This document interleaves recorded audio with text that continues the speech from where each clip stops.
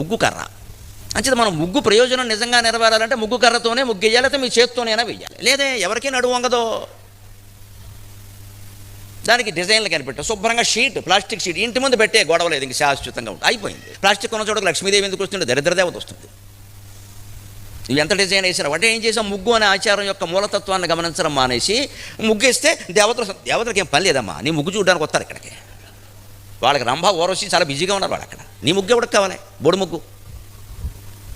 దేవతలను మనం లోకు కట్టాం మనం ఏదో అరటిపండు పెడితే వచ్చేస్తాడు, ముగ్గు వేస్తే వచ్చేస్తాడు, దీపం పెడితే వచ్చేస్తాడు, పనే లేదు ఇక్కడ. ఆ దీపం ఎందుకు, ఒత్తులు ఎందుకు, తిప్పడం ఎందుకు, మెలిపెట్టడం ఎందుకు, నూనె ఎందుకు, ఇదేం అక్కర్లేదండి. ఎన్ని దీపాలు పెట్టాం అంతే. సంఖ్య ఈ జబ్బు నుంచి బయటపడాలి.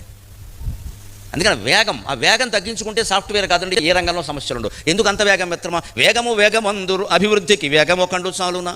సాగరఘోష కావ్యంలో 8వ-9వ అధ్యాయంలో ఈ వేగం గురించే రాశారు. వేగం అని చచ్చిపోతున్నారు, వేగంతో ప్రాణాలు పోగొట్టుకుంటారు. ఎందుకంత వేగంగా వెళ్ళి ఏం చేస్తారు, ఇంకో అరగంట ముందు బయలుదేరచ్చు కదా.